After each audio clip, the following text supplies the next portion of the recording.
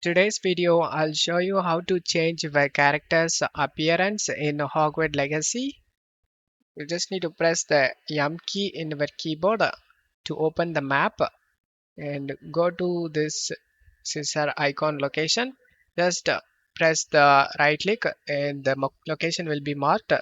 Press the escape key and navigate to this spot.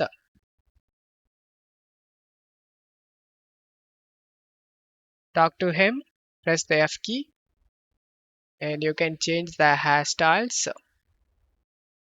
You can change the hair color. Go to the next option, complexion. You can change it. Wrinkles and moles, scars and markings. And the last option you can able to change is eye color and eyebrow colors, eyebrow shapes. To confirm the changes, hold the F key, and it cost me 20 rupees to finish these customization.